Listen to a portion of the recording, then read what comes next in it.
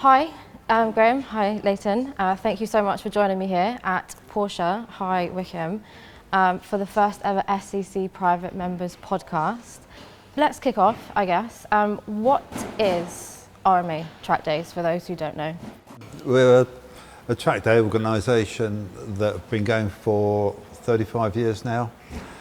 We're basically designed to give people the opportunity to drive their high performance cars in a safe environment and without police prosecuting them for going too fast.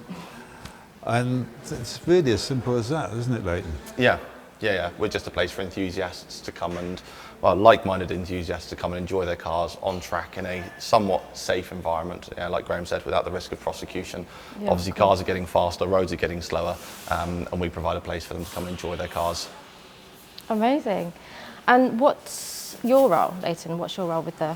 So now my role is MD of RMA. So I took over from Graham 8-9 years ago now, and have since then been Commander-in-Chief of RMA, just running things on a day-to-day basis. You'll always find me at every event looking after the days. Obviously I bring on relative wealth of experience from my background in motorsport and manufacturer events, and now I put that into making sure we try and run the best possible track days for our clients throughout Europe.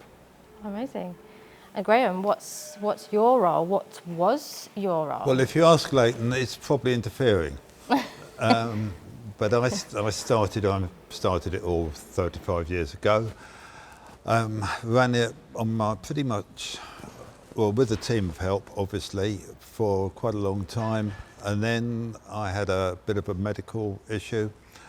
Leyton was working for us just as an instructor and was quite useless at everything other than driving. But then I had to go into hospital for what was a few weeks and turned out to be quite a long time. And Leyton had no option but to jump in and take over. And to his credit, he's done a reasonably good job since then. Only reasonably good. Yeah. So that's it. And now I sit in the background. He's very 21st century, so he's very good at IT. He's brought the booking system up to date. He does all the social media very well. I guess I've got probably a wealth of experience that goes back a long time, and I know a lot of people in the industry, so that sometimes helps. So between the two of us, he's 21st century, I'm 20th century if you like, but between us we can cover all bases really. Yeah, good, a nice well. team. Yeah, it's a good team. Yeah, we've got a lot of experience between the two of us. Yeah, absolutely. Yeah. And the early days, it must have been difficult. You were, correct me if I'm wrong, the first of its RMA Trackdays was the first of its kind. What was that like in terms of getting it off the ground and getting the message out there?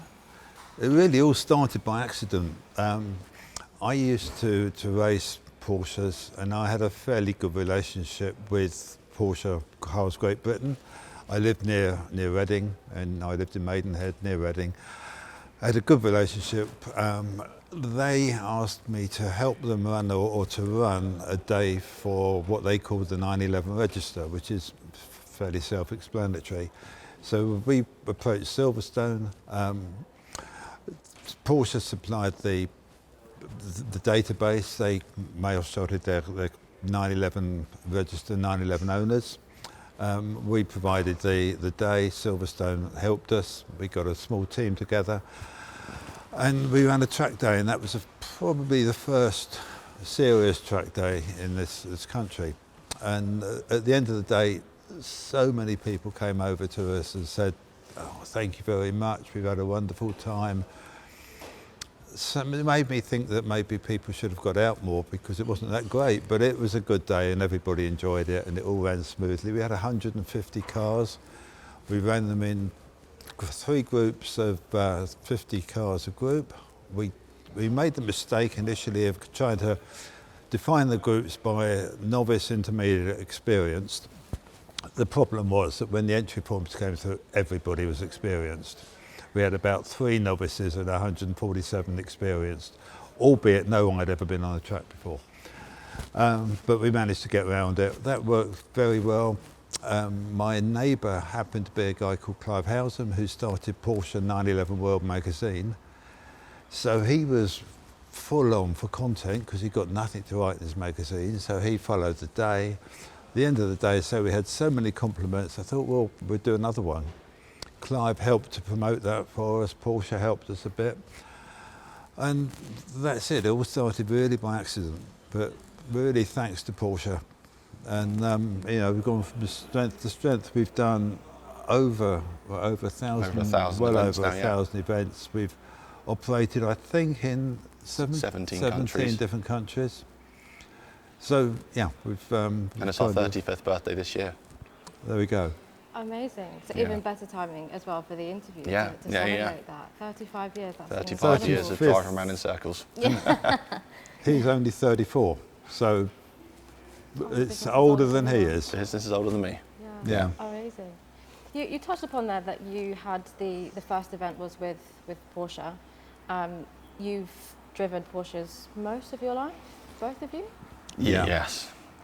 What's that been like to have such a brand to represent? Yeah, I mean, I think when you look at what Porsche sort of stands for and how they build their cars, there really isn't a second place. You know, the brand is just so motorsport, ingrained since the very beginning. You know, they haven't focused on anything else. And when obviously you've got cars like the GT3 RS, the GT2 RS, all of its younger brothers, the 991, the 997, the 996, you know, when these cars were coming out, there wasn't really anything else that could kind of rival them. And in my opinion, that's still very much the case today. And obviously with what we do, people need, you know, they want fast cars, reliable cars, cars that they can, you know, put a lot of money into, drive around very fast, you know, basically kick the car's head in and then make sure they get home in one piece. And Porsche just does that so well. So with what we do, I think just the natural progression is you have to just stick with a brand like Porsche, where the cars are just so good at what they do. You know, Graham has always had a Porsche pretty much on the drive, and just, you know, being born into that world, you know, you just follow in the footsteps. And I obviously, from a young age, I understood why people loved these cars, and I think that's just followed through in what I do. And you know, I don't think there'll ever be a day, you know, hopefully, where I don't have a Porsche in the garage. He actually got picked up from hospital when he was born in a Porsche. So couldn't be more in the blood. It's in my blood. Yeah, Porsche is in my blood, that's for sure. Oh, amazing. That was actually on one of my, it was on my list of questions. You've grown up with this, it's clearly in your blood. How have you found your development as a driver by being able to drive such a machine? Yeah, I mean, I think, you know, when I started out, I did a little bit of karting when I was younger, and then I moved into a championship called Sax Max, which was basically a 14 to 17-year-olds junior formula, obviously front-wheel drive, Citroen Saxo based. Then at the age of, I think it was 14, 15, I had my first actual drive of a Porsche. It was in the paddock at Donington Park with Tim Harvey, who's obviously touring car, ex-BTCC touring car champion, and obviously now is commentator of touring cars today. He was in the passenger seat, I was driving. I was 14, 15 years old in Graham's 996 GT3, learning clutch control.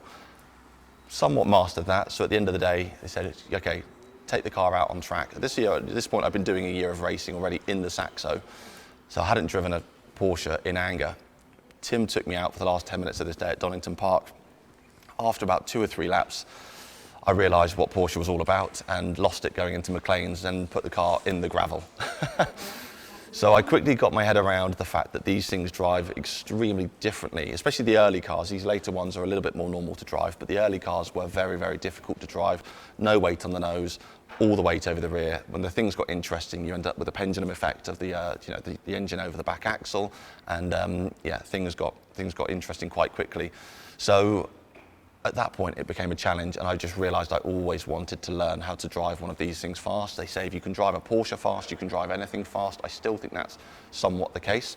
So I wouldn't say I dedicated my life, but I always thought any opportunity to get behind the wheel of anything Porsche, I always took it. So yeah, throughout my years of racing, I spent a decent amount of time behind the wheel of a Porsche, and for sure it's allowed me to develop as a driver where I can jump into anything these days and feel comfortable behind the wheel. Because again, I said, if you can manage one of these things quickly around a track, anything else is pretty straightforward, in my opinion anyway. You were going to say easy then, but then it's not. I wasn't going to say easy, but no, straightforward to some extent, yeah. So it's definitely helped develop as a driver. I think if you look at a lot of the really quick endurance drivers, sports car drivers over the years, they've always done a decent stint in Carrera Cup or Super Cup, because they can manage these things. Everything else tends to come relatively naturally, because one of these on the knife edge is it's a handful. It's a handful. So anything else is pretty straightforward, you know, in the most part. Yeah, absolutely. You explained there that your first sort of experience driving one of these. Did you have any inspirational sort of drivers that you've looked up to that, you know, in the early days, even in the present day? Yeah, so we were talking about this a while ago, and I've never been one of those drivers who kind of idolised a single driver. I mean, obviously you can look at the greats, like you've obviously got the Sennas, the Schumachers, and today, you know, even like the Hamiltons, the Verstappens. I think it's, you know, I tend to look at, it's more the kind of the lifestyle actually that these racers brought. You know, they kind of lived on the edge, they lived fast, you know, they got to travel a lot.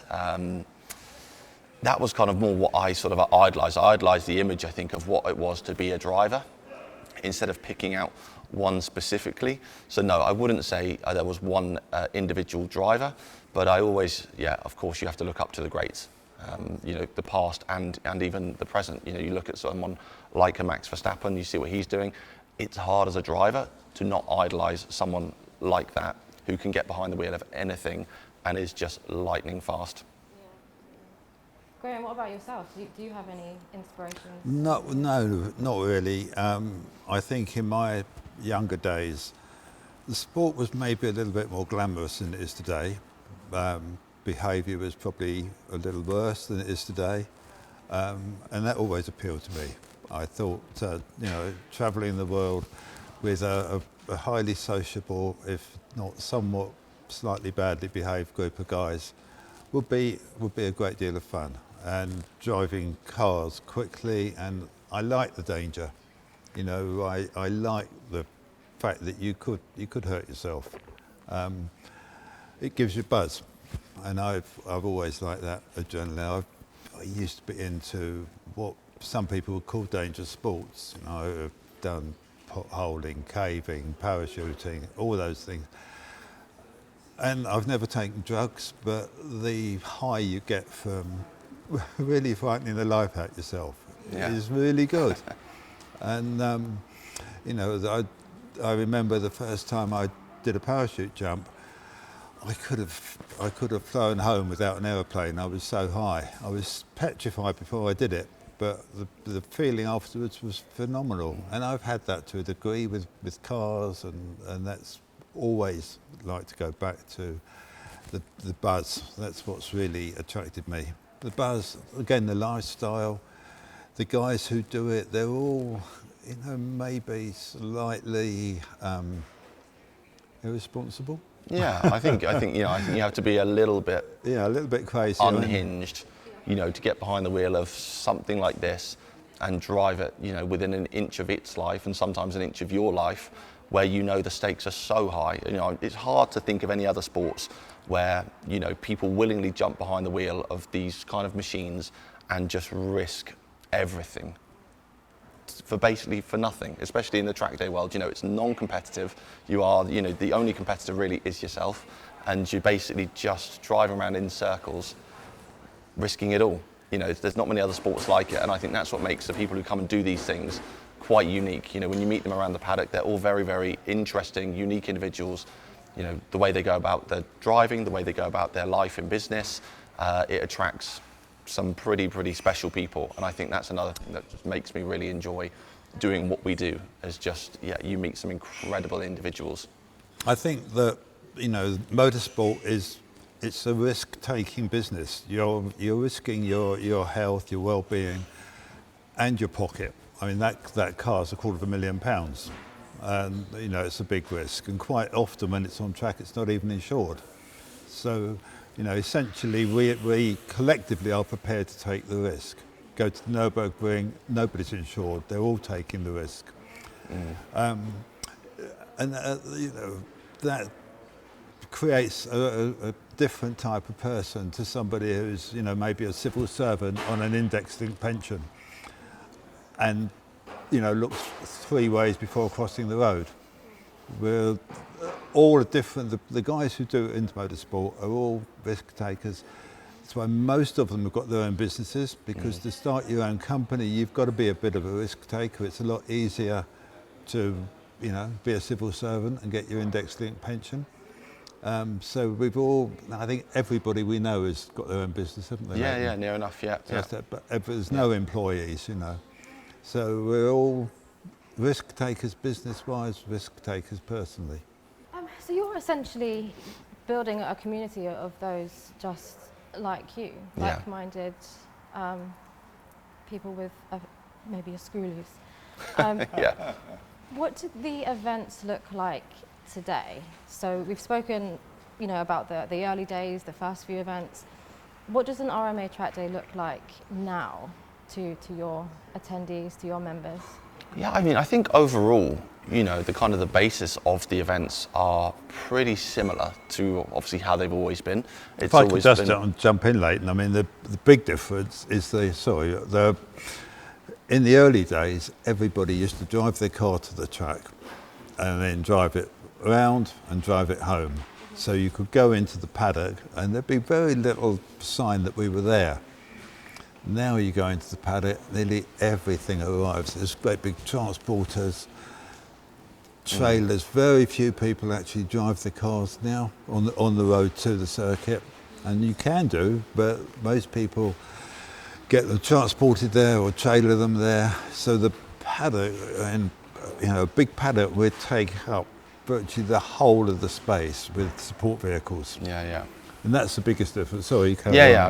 Like Graham was saying, you can turn up on a track day now, and sometimes it can look like a Formula One weekend where you've got all 40 garages full of 40 trucks.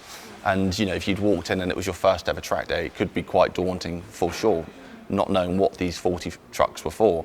But when you look up and down the pit lane and paddock now, it's a lot of race cars, prepared cars, but we're still with just track day drivers driving them. They're still amateurs. But when you've got a car like this, which costs say £250,000 to go driving in, that's obviously a big risk and expensive hobby. Whereas you can go and buy something like a Carrera Cup car, maybe it's 100,000, and you get a team to run it for you.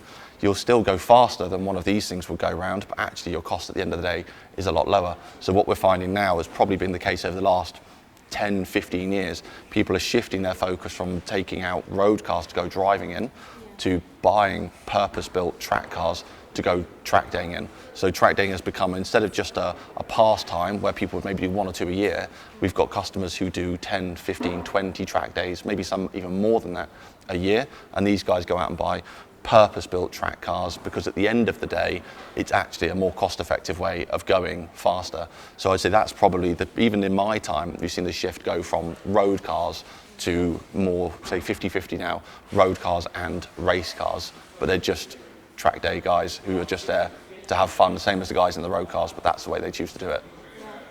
So yeah, it has changed, but the actual kind of genesis, the fundamentals of it, it's still just rent a track, turn up, drive round, have fun, go home.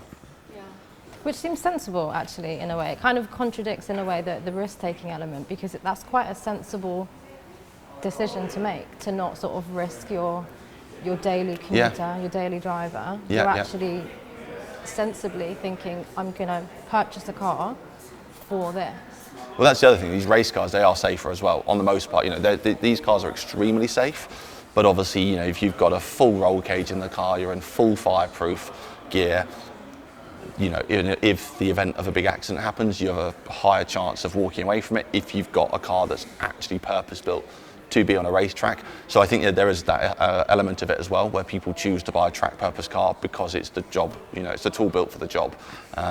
So yeah, for sure, that's another reason. It's a more sensible, smarter approach to doing it. Yeah, sounds like it. Yeah. Overall, it's a pretty safe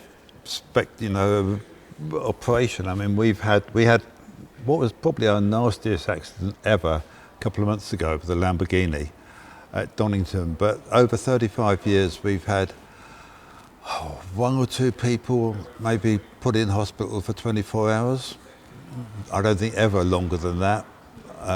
We've had no serious injuries at all. And if you take thousands and thousands of miles that we've done, statistically, I bet you it's a lot safer than driving around the M25. Yeah. A lot safer. We just don't have people hurt. We've had a few cars that have been in the wall and have dented and whatever, but generally the circuits are safe, the cars are strong, and you don't hit trees or anything like that, which you do on the road. So it's you shouldn't hit someone head on. No. That doesn't happen often. So it's a pretty safe environment, really, a much, much safer environment than doing, a long road trip, without doubt. I think you're being a little bit modest. I think that could be a testament to the briefings that you do, the safety precautions that you put in place, the management behind the scenes. Do you think that is a fair thing to say, that you put a lot of your... I think the way that RMA runs, just because of the nature of who we are and how long the business has been going for. The other thing that you can't get away from is our price point. We are probably the most expensive track day organiser in the UK, but what we tend to find is that the cream kind of rises to the top. So when people come and want to do a track day for their first ever track day, just like anything, you wouldn't normally go out and just spend the most amount of money you possibly could just to test the water to see if you like it or not. So there are obviously other organisers out there who offer a similar product to what we offer, but at a much lower price point. They've got some different rules in place for us, where it's drive on the right, overtake on the left, whereas we're overtake on both sides. So I tend to find that by the time people have come to RMA, they've done stuff on track before. They've kind of cut their teeth, they've kind of come up through the ranks of doing other organisers' days. So when they get to us, they're a little bit more schooled on how an event runs. And then the only other thing they need to overcome is the overtake on both sides, which is a pretty easy transition for most people. So we tend to find on our events, we don't have too many issues because we don't get many inexperienced drivers. So I tend to find that also helps. Then obviously we've got a very, very good team behind running these events as well. Obviously my background is, raced at a professional level. I can spot an issue long before it starts to happen. We've got our safety crew at the end of the pit lane who have done 20 years at the Nürburgring. So, he's already on the ball if a car goes out and it looks like there might be an issue with the car potentially. He can spot it before that develops into a problem. So I'd say between, just the nature of who RMA is, the nature of the clients we get, plus the team that are behind it, it tends to kind of almost, let's say, sort itself out. And, so when the problems do arise, which are very far and few between, we can normally get onto them relatively quickly. And the issues that we do have on our days normally are just when somebody's just to kind of overstep the mark slightly, their ego's got the better of them and they found themselves kind of pointing in the wrong direction. But that can happen anywhere. Yeah, absolutely. Yeah, it's not it's not specific to RMA, but those things just they don't happen very often. Yeah, because like you said, you've got that experienced nature of your client base. By the time they've got to us, they already should have figured it out. Yeah. To endorse that, if we get a phone call from somebody who's obviously never done a track day before, they've heard of us, and they say we'd like to come along, we would normally advise them to go somewhere else. Yeah. Break yourself in. On MSV, those sort of people, they do really good track days. They're much more, they're regulated. They're a little bit more. Not that we're not safety conscious, but we're a little bit more maybe liberal because we know our audience. They're generally experienced people, so we can let them go that little bit further. Yeah. And it works very well. But for a complete novice, they're probably better to go somewhere else, get a bit used to track stuff, and then come to us. Yeah. Sounds like a sensible way to do it. Yeah. I don't think anyone in motorsport, anyone, like you say, if they've done track days elsewhere or if they're looking at doing track days, they probably know who you are already. You've partnered with SCC private members as an example. How have you found that from a brand awareness perspective, working with SCC and supercar clubs of that nature? Go on. Yeah, I think with SCC kind of going back, obviously Brad and I have known each other for 10 years or so. Back when he used to be working with Rolls-Royce, we always got on really, really well. and obviously he knew who we were because I was still working with RMA back when Brad was working previous to SCC. So obviously when he started the whole idea during COVID, I thought straight away that was a pretty ballsy move on his part, to try and start a supercar club where you basically have to go out, meet each other in public during a time when we were literally told we couldn't leave the house. So I thought fair play to him. I think we were actually one of the first 10 members of SCC, and thought if he's going to give it a go, we'll support him, because I've always liked Brad. I've always thought he's done a fantastic job. He's always put himself with a good network of people. So I thought if anyone's got a chance of actually getting this off the ground, it's going to be Brad with this. And obviously a few years later, SCC was starting to blossom into this, quite beautiful club of people. Now, I mean, we 5 years later since its inception, and we've been to quite a few of your events, and I would say, obviously, slightly different clientele in terms of our guys are very, very track focused. Your guys are more kind of event based focused, but obviously now you're doing some track days as well. You've got the Castle Combe events that you do throughout the year. We're now starting to amalgamate our customers where your guys come on our events, our guys come on your events, and I think it just seemed like a very obvious fit to try and kind of put us together. So we do work with other clubs as well, but SCC seemed like the one that I would say was the right fit to kind of, let's say, partner up with or get, team up with on doing some more events, and like the meets you do, and like I said, the track days that you do and the track days that we do that you join us on. So yeah, it's been a nice 5 years since your inception, and hopefully this partnership carries on for many more years. Yes, I hope so. I'm sure it will. I think you're absolutely correct. With our members, we've got a real mix. Some like to take their car out on track, some don't. So it's like you said, I think it is a nice, it's a match that makes sense. Yes. You touched upon there that you work with other partners. I'm sure over the last sort of 35 years, you've worked with a huge number of brands. Who stands out for you at the moment that you're finding to be a beneficial partner to RMA? Well, I mean, I guess the obvious one we have to talk about is Michelin. They've been one of our partners, and we've been, one of their partners. They've been one of our partners for 30 plus something years now. Yeah. And they've been by us every step of the way. They obviously support the project that we do with this GT3 RS very, very heavily. You'll always see a lot of their branding across our events, but that's partially because they're like Porsche. They do just create that sort of superior product, in our opinion. And I think you walk up and down the pit lane and you see so many cars now just running on the Cup 2, the Cup 2R. Any road car that the customers have got is on the 4S, and you look at the money and the development that Michelin spend, it's so far above what any other tyre manufacturer does in terms of working on development and market integration, that I think they have been a fantastic partner, and one that was really, really good fit for RMA. Then obviously, I guess on the 3RS we have to talk about surface transforms, with their braking system. They've got carbon ceramic brake disc. Porsche obviously make a very, very good setup with the PCCB. But despite it lasting the life of the car on the road, like any brake system on a car, if you're using it on track, it's a consumable.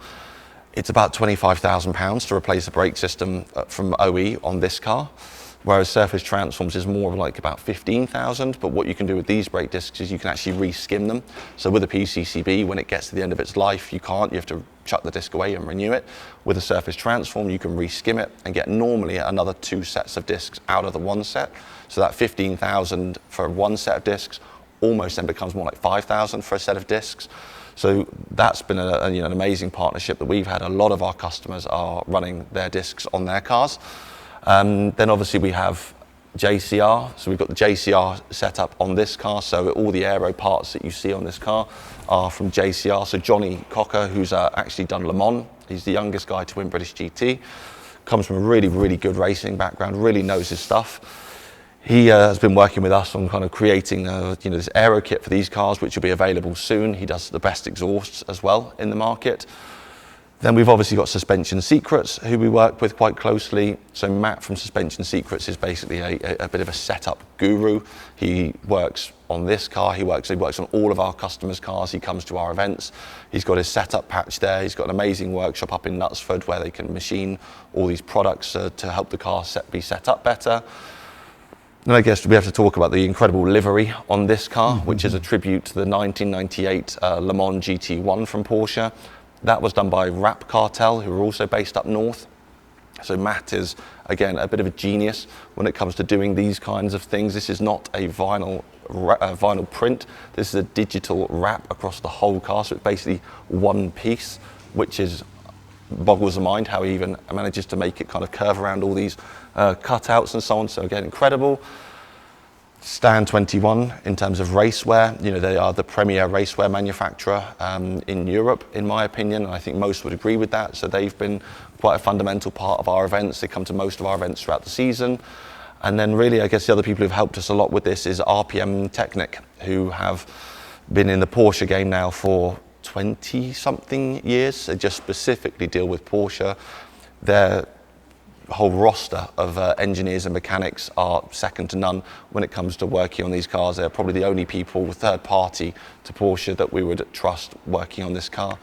And then finally, we have to obviously say thanks to Porsche Centre, High Wycombe, and Luke, the dealer principal, Tina and Kevin, who are here for making all this possible and allowing us to have our second GT3 RS.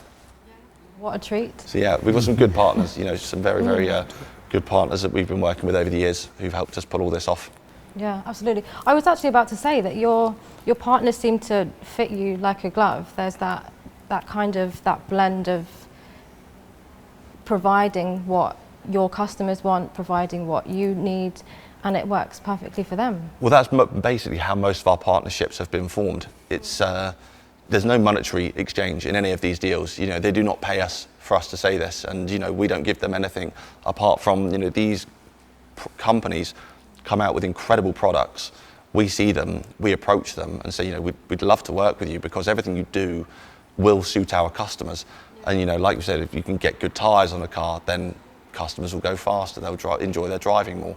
If you can put better brakes on a car, which cost them less, then again they'll drive more because they're not cost conscious. It's all these partnerships that we've done with people are purely because they are such a perfect fit to RMA and a perfect fit to the customers that it just made sense to team up with them and kind of, let's say, scratch each other's backs. Yeah, absolutely. A genuine value add. So like you said, it's not about money, it's not about the cash cow. It's that genuine value to each of you and to your customers. I think between us we've got, I've got loads of years behind me. Leighton's got a lot of experience now.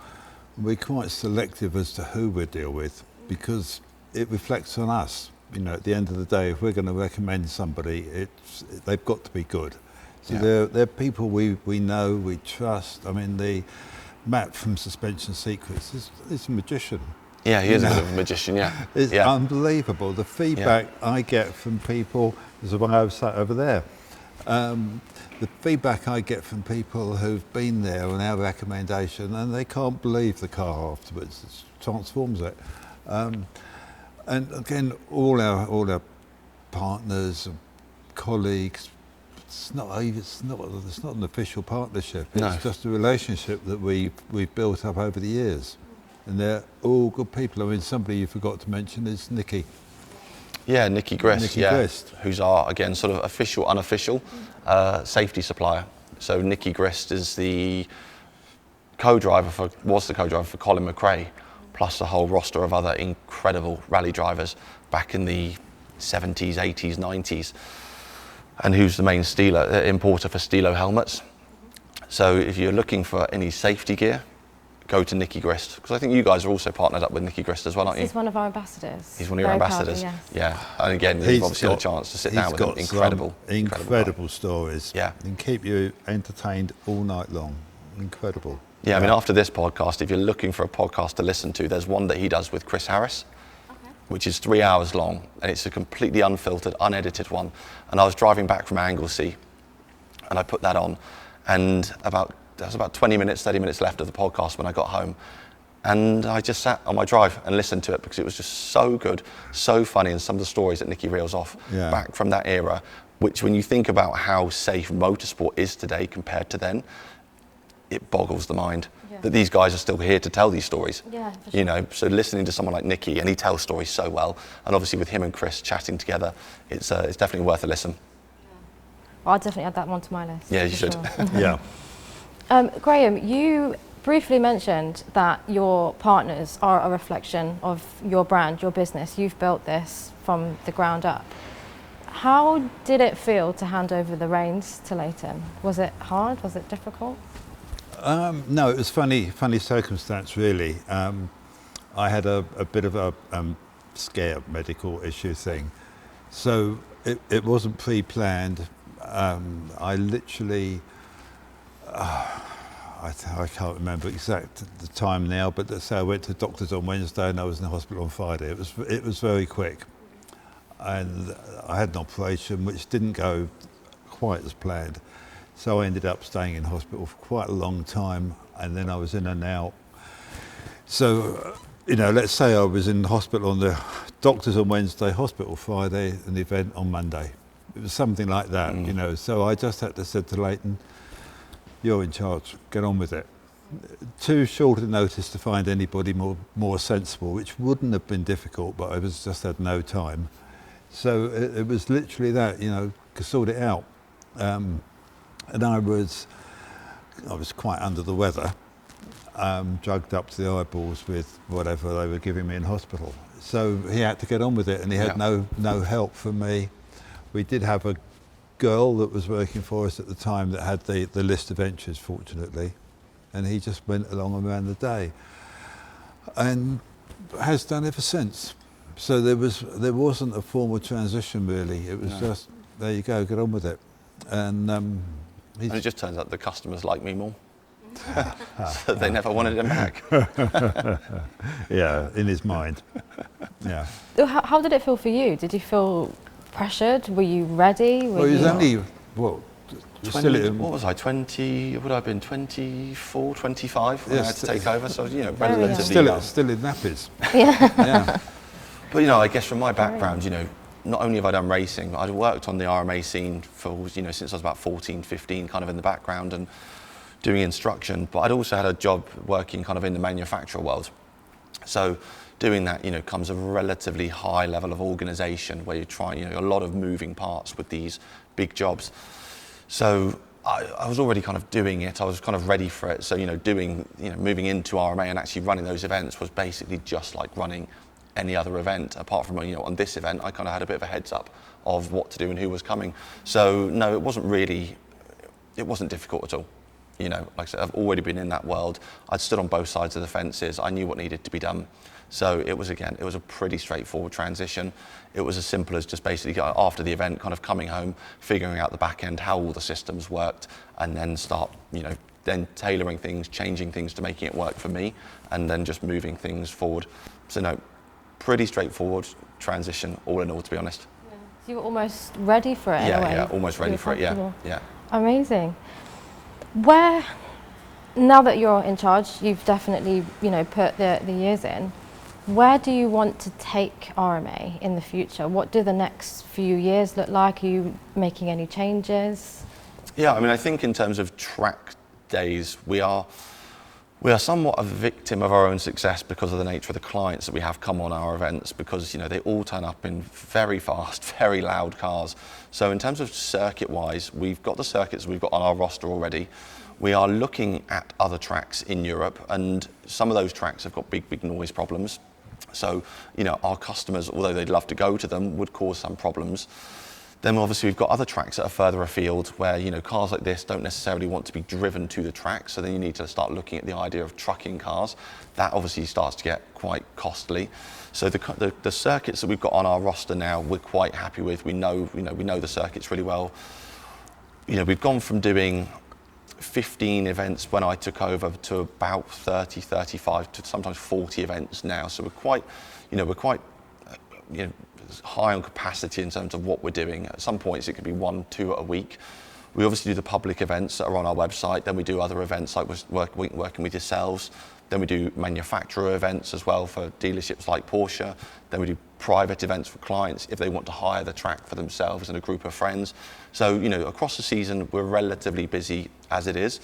We're looking at doing, well, we've done events this season where we took a big group of people to the Le Mans 24 hours on this VVVIP experience.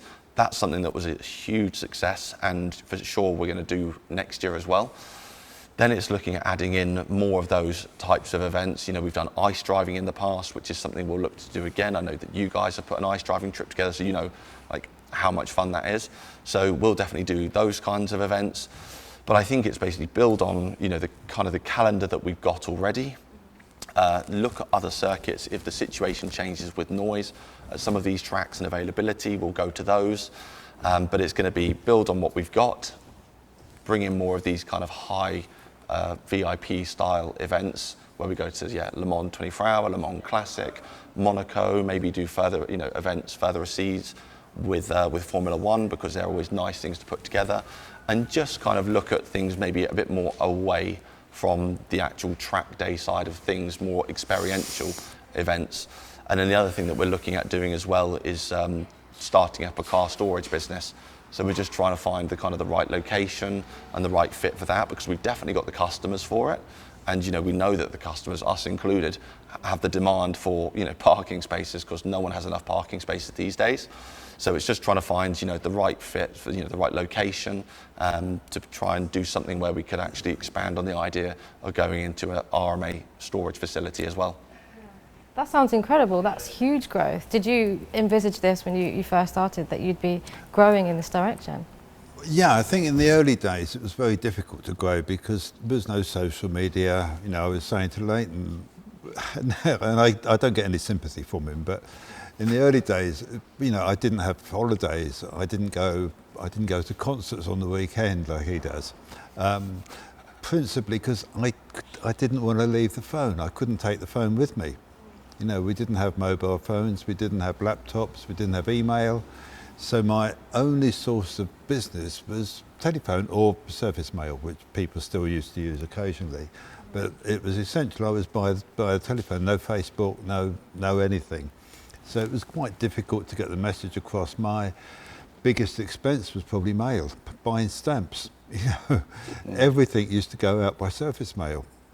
People used to send in entry forms for an event, you know, with a cheque, and we'd have to process that, take the cheque to the bank, queue up to pay it in, you know, acknowledge the entry again by surface. It was a big, administratively a big job. We had 3 or 4 people in the office.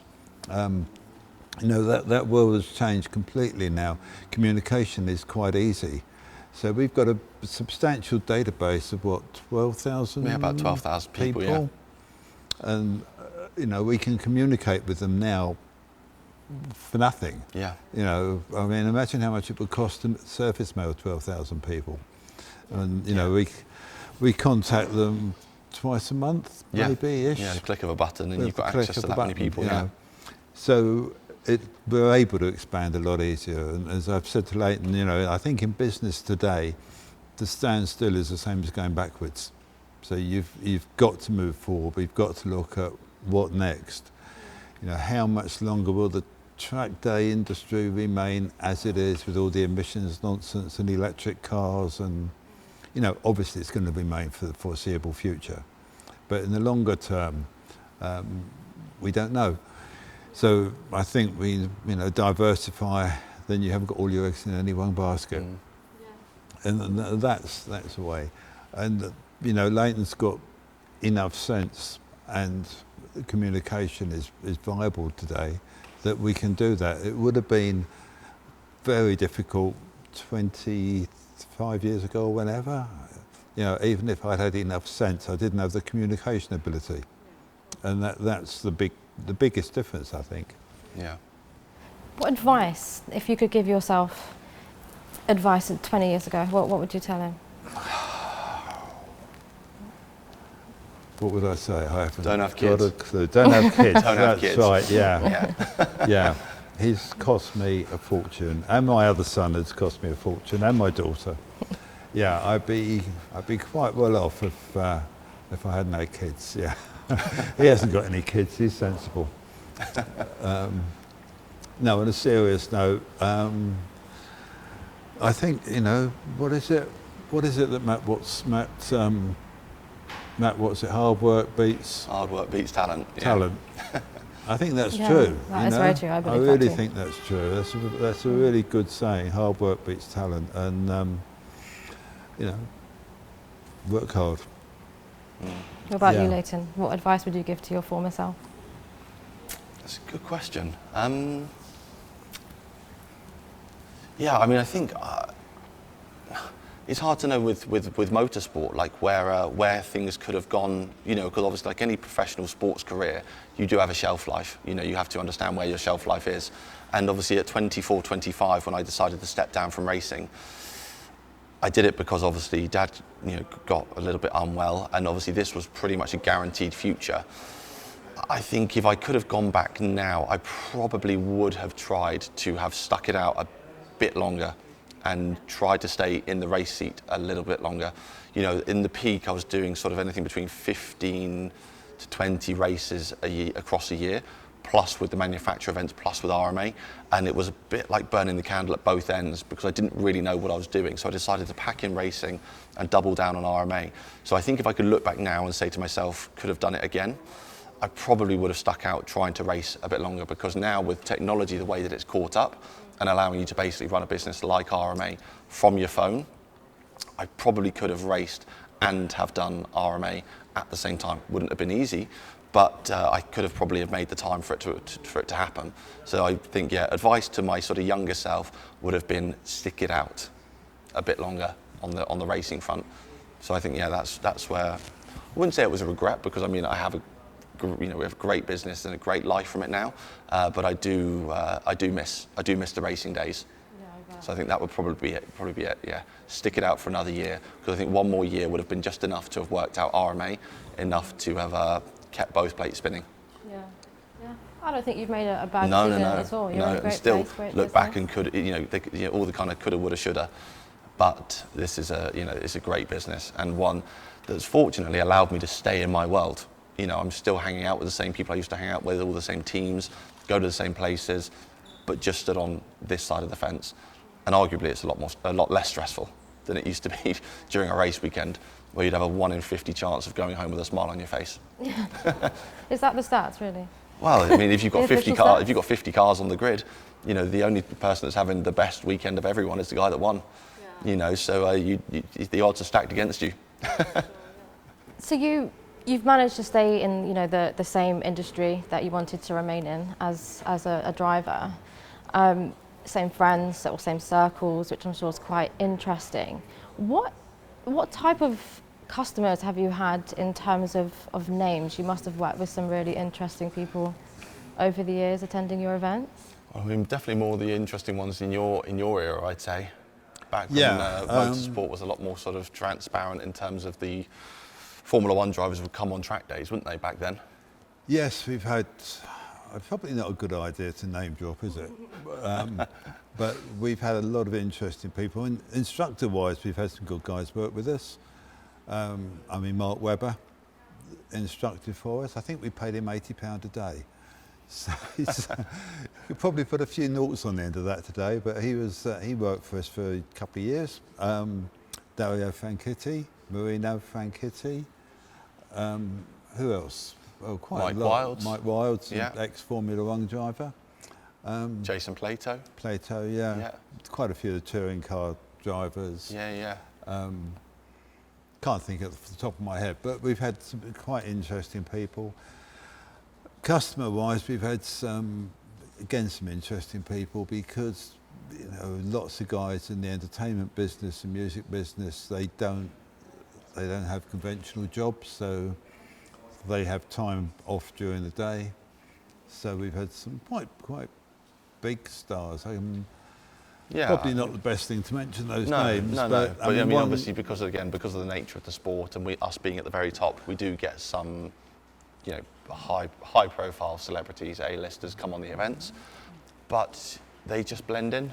Because of the nature of who, a lot of our clients are all successful in their fields, and these A-listers are just successful in their field. Nobody takes any notice of them. They kind of slip in and just get into the groove of having a nice day, which I think is probably nice for these guys to come along on the events, because they can just they can just have fun, and no one's got their phones out or trying to get autographs, because they're just one of the boys on one of our events. It's just quite nice.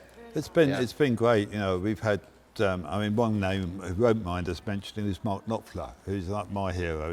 One of the greatest ever, I think.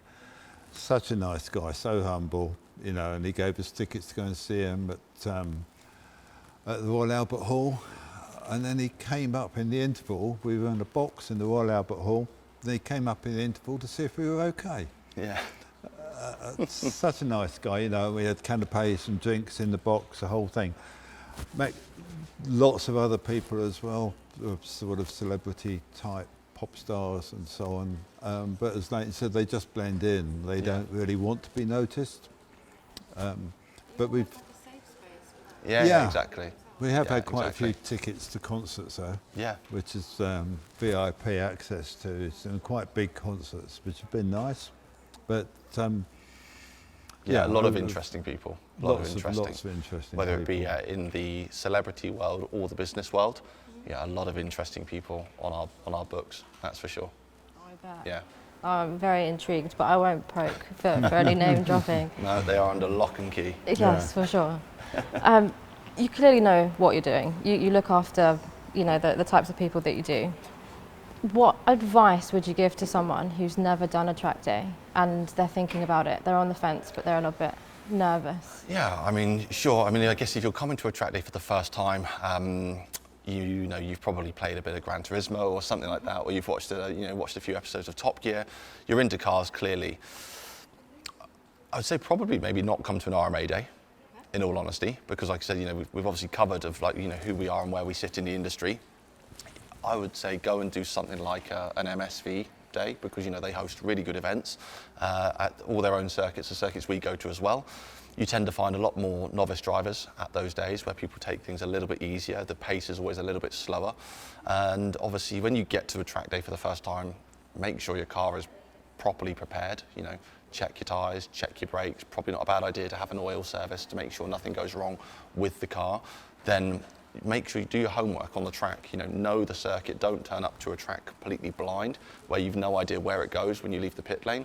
So either play it on a game, watch it on YouTube. Most of the tracks that we go to, we've got YouTube tutorials online talking you around the lap, where you should brake, where you should turn, where you should apex. So yeah, track homework for sure. Pay a lot of attention in the driver's briefing, because different organisers have different rules, especially when it comes to overtaking. And then just obviously go out, have a good day. Don't try and push the limits on the first lap. Build up. And we would always recommend to anyone who's new to a track, even for your first year, every time you go on the circuit, get driver coaching. If you look at all these guys who are out there, they're all getting coaching. Most of the Formula One drivers still have coaching, which is, I guess, hard for most people to believe. But if you look at all the top, PGA players or the top tennis players, they've all got a coach. They've all got a mentor. It's no different in racing. All of the guys through every level of motorsport still have a driver coach, physical driver coach off the track. Then at the track, they've got psychologists, they've got data engineers. These are all guys, when you look at these banks of screens with the Formula One drivers, these are all guys giving the drivers information on how to make the car go faster, how to adjust their driving style. So these guys are having coaching. Why on earth are you not having coaching when you come to a track day for the first time, when you've never seen a bit of tarmac before? So I think all of those things together, if you do all of those, you should have a pretty safe and fun day. And I think the other thing as well is talk to people.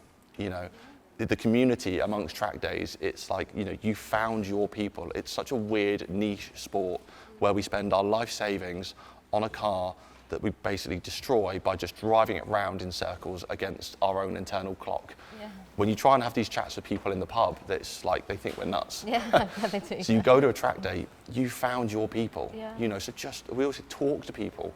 Mm-hmm. Everyone there is there for the same reason. And the passion that the track day community exudes is just like it's wild. So just talk to people, make friends. We've got customers who didn't know each other 2-3 years ago. Mm-hmm. Now these guys are going on ski trips together, holidays. They're like, they've become best friends with each other. because they found their people who understand their weird little hobby.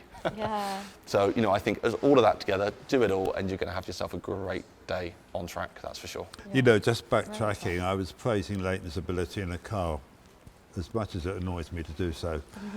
But in reality, he's had a hell of a lot of coaching. You know, he's good.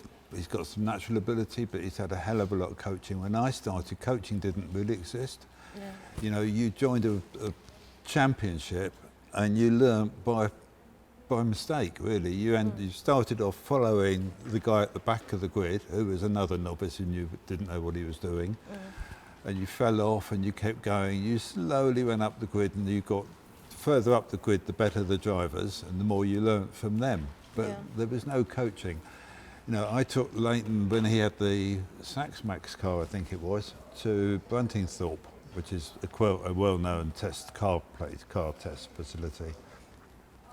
And there was a guy going round and round in a, turned out to be a hire car, who I knew, a guy called Rob Wilson, who's probably acknowledged as one of the top driver coaches in the world. In the world? In the world, yeah.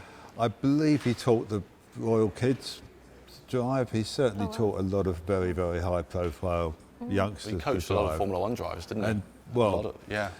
He was going round, he saw me, I saw him, whatever, and we waved to each other. He pulled up, introduced us to some guy who I took little and shook hands and nice to meet you, and that was it, you know.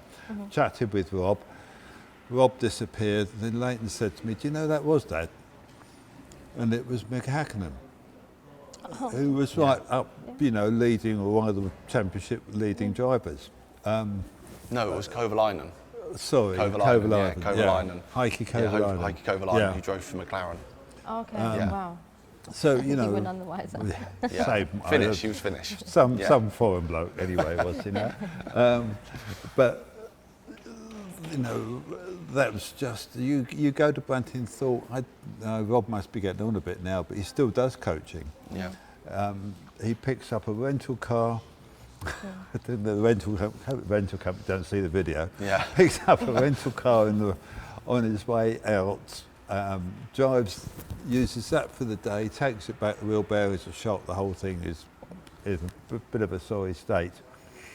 But the whole idea is a car is a car is a car, with its front wheel drive, rear wheel drive, the technique's the same. Yeah. One of the first things he did with Leyton, which I would always relate to people, we met in the cafe at Buntingthorpe, had some breakfast, cup of tea, go downstairs where the rental car's parked, and he gets in it and asks Leyton just to push it forward a couple of foot. Couldn't do it. Because he had a bit of lock on the steering wheel. Okay. He gets in the car, straightens the steering wheel up and says, oh, that's all right, now push it. Yeah. And could push it with one hand, easy. And just said, Leyton, that's what happens when you turn the steering wheel. Yeah. You know, and that's such a trying to basically explain, you know, that's what the engine's having to fight the whole time. So as soon as you put lock on, the engine's having to fight against that and fight the friction and the loading. So basically getting the steering lock off as quick as possible, as efficiently as possible, is obviously the way that the car's going to just gain momentum and get back up to speed.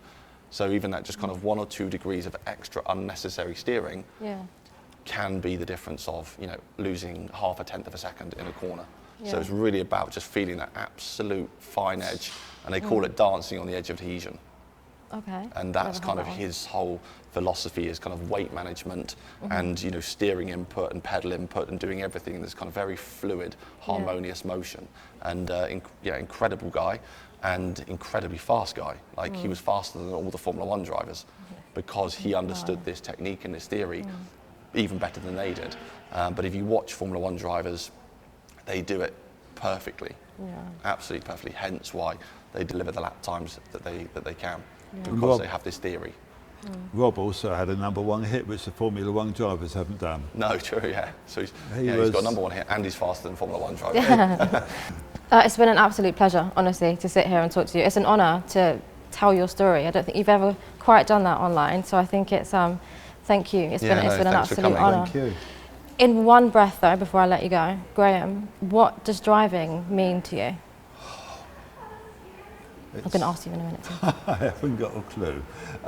It's been a very important part of my life. It's what I've been into cars since probably, shortly after I could walk. Porsche has been a big part of my life. I have had other cars, but I realised the error of my ways and went back to Porsche. And there's nothing I enjoy more than driving. Driving quickly, nice cars that are efficient, do what they're supposed to do. And it's a very important part of my life, has been. Yeah. Leyton, what does driving mean to you? I think for me it just ultimately comes down to freedom. When you're behind the wheel of a car, especially something like this, which is built for the job, and you're going around somewhere like, let's say, the Nürburgring Nordschleife, and you are just pushing 11 tenths around there. There's not many things that you could do in life where you're only focusing on the next 0.1 of a second, and your brain is completely encapsulated, and it's just not thinking about anything else whatsoever. It just drowns out all the background noise. Any problems you had last week or you're going to have next week, they're just gone, and you just live in this kind of you live in the moment at this very kind of free space. And I think freedom, you feel free, behind the wheel of a car like that when you're just giving it everything. Amazing. Thank you both so much. It's been such a pleasure. Yeah, to thank speak you to for coming. And thank you again to Porsche High Wycombe for Thanks having us. Thank you.